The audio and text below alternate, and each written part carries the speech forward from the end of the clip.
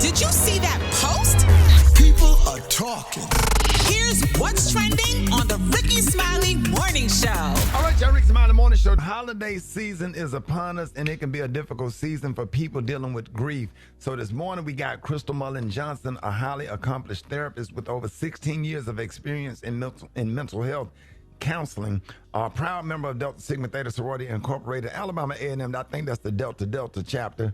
And the author of 21 Day Journey to Strive for a Healthier You, a transformative guide to personal growth and well-being. So, Crystal, we are so happy to have you. Good morning. Thank you for joining us.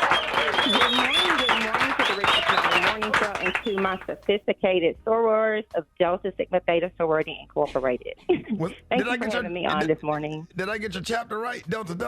Absolutely. The best. Delta. Shout out to y'all. So, Delta Sigma Theta put me on my... 29 Jewels of Envy, Spring 01.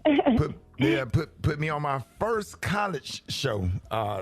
Did Delta Week. Shout out to Wanda and all of the sorors up there. So holiday season can bring joy, but it can also be challenging time for many like myself. From your perspective, what are some common mental health struggles people face during this time of year?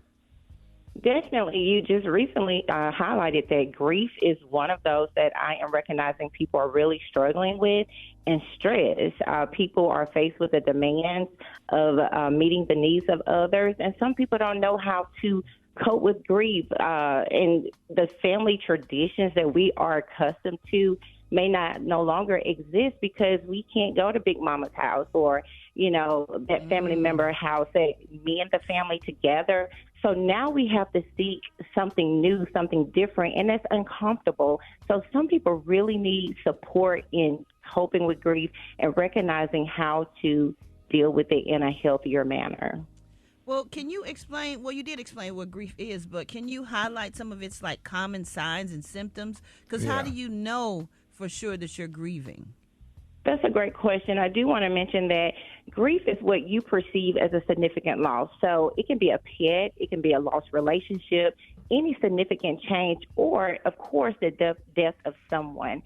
So some of the common signs and symptoms you want to pay attention to definitely is loneliness, sadness, of course, changes in your sleep. You may oversleep. That can be hypersomnia, or you may not get enough sleep. That can be insomnia. And pay attention to appetite changes. Those symptoms can impair your ability to function on your job. It can cause social impairment. So you may want to withdraw from spending time with your family and loved ones or friends, opposed to spending time with them. So if you are experiencing that, it's okay to seek help. And if you recognize someone that has, changed or is no longer engaging or have any of those symptoms that I just mentioned, reach out and ask them, are you okay? And what can I do to support you? Crystal, along those same lines, I'm not grieving myself, but if I have, I guess I am, but if I have people around me that have recently lost like a spouse or a parent, and this time of year, you want to reach out to them, but you don't want to just say the regular, hey, just call to check on you, see how you doing, because that seems so... You don't know what to do. Like, you don't know what to say, especially if it's been recent, like within the last couple of months or so, and they're going through it. Like, how do you reach out but not say the wrong thing?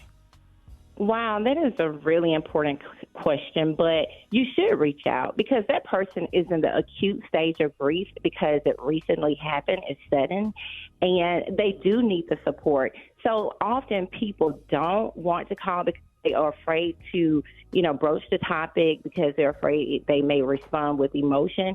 But it's okay just to say, what can I do for you during this time? Grief is something we have to acknowledge. So often it is minimized, is not discussed.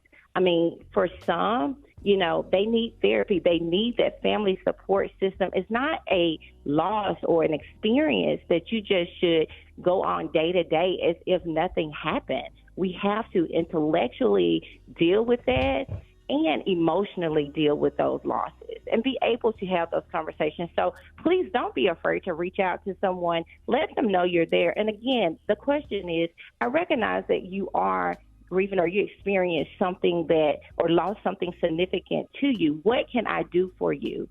And then name what you would like to do. Because, of course, some don't like to ask for help, right? So let them know, hey, I want to take you out to the movies, or oh, my God, Krista. Let me bring you some dinner, or let me come over and spend time with you. May I help you with your laundry, wash dishes? Let's kind of talk about some fun memories of that person that you lost, because we have to be mindful that contingent on the type of death, the circumstances can have a significant impact. So, Rickey, like, for example, your death was sudden, right? And it's complicated. And it's very difficult for people to kind of work through that because there's no resolve, okay? So then you have those prolonged deaths. So you want to help people be able to navigate through those experiences and not have that complicated grief where it can impair their functioning for longer. It's okay to heal. Hey, Krista, when I tell you some of the hardest times for me, when like them funeral directors say, when the flowers have withered, when the calls stop coming in and the condolences go away, and you sitting there in your house by yourself to actually face it. Because one thing with funeral arrangements and all that kind of stuff, you got people around you, but when everybody go back to their day-to-day and you sitting there and you just got to face it, you got to feel all of it. Yes. It's just raw. And I'm gonna tell you, Chris, I'm glad that you're coming on this show. I'm glad that we're talking about therapy, because there is no class. There's not a class. There's nothing in elementary school, high school, or college based on grief that can get you ready for somebody rolling Big Mama out of that church. Do you understand what I'm saying? Right. That's right. I get it. And it tear your soul out your body, like all of a sudden. It's painful. It's absolutely painful. Now, Chris, I mean, this is me as of today. Okay. I promise you, honey, I'll just be glad when the day is over with. Yeah. I'll just be glad when the day is over with. I could just lay on the whole day? The whole Christmas. I'll just be glad when it's over with. I could just lay on my couch, honey, and watch Judge Judy and stuff Gary, like that, and I'm fine. You know what you have to do? You have to put gas in the tank, because this is what I've been telling people. And Krista, stop me if I'm wrong, because I'm not a therapist.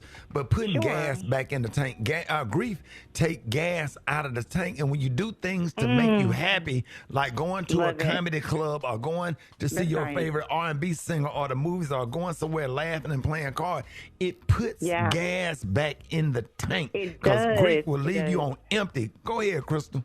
Yes, I love that. And I mean, we're talking about integrated grief, Gary, and basically it's during this time of the year, the holiday, or it could be like an anniversary day, right, of that loved one. You have to find life meaning, right? So that's learning to live without that loss. However, you can find ways to commemorate that loss. Like for Thanksgiving, what I did, I lit a candle and we acknowledged and labeled those losses that we experienced. So you have to figure out what works for you. And like Rickey Smiley said, figure out something that can bring about some humor. It's okay to laugh. Don't feel guilty about being happy. Some people feel guilty about being happy because they've lost someone that they love. It's okay to heal and find joy day to day. But yes, you're going to ride the pain of those, you're going to ride the wave, of those painful emotions. And that's what's most important. Understanding that you may feel angry, understanding that you may bargain and question, why has this happened? What could I have done to change it? And you may feel sad and depressed. However, you can experience happiness as well. Hey, Crystal, let everybody know how they can follow you to learn more, because I follow you on your Facebook page. You always giving out so much information and inspiration for people that actually need it. Let everybody know how they can follow you. Absolutely. So you can follow me on Instagram, and my site is strive_counseling, and that's strive_counseling. And my website is www.striveBHM.com. And you can reach us, call us, and reach out to us for counseling. We have 2 locations. We have one in Birmingham, Alabama. We have one in Demopolis, Alabama. And the number is 205-721-9893. And let us help you strive to be a healthier you. And don't forget to purchase my book, The 21-Day Journey to Strive for a Healthier You. And I'm highlighting grief in that book and those stages of grief so you can heal. I'm here for you. There it is, y'all. Ladies and gentlemen, a member of Delta Sigma Theta Sorority Incorporated, Alabama A&M chapter, Delta. Absolutely. You know, I love you, and thank you for all of the family counseling that you have done for me, Brad. Y'all get your family members to call her because, man, she really helped get us together, individual counseling. She's one of the best. Give her your website one more time. Thank you. Absolutely. www.strivebhm.com, Instagram strive_counseling. Follow me now. I'm looking forward to staying connected with you by providing education, whether it's virtually or, like I said, reach out to us. We're here to support you. I have an amazing staff that's ready to work with you. There it is, y'all. Ladies and gentlemen, Crystal Mullins Johnson.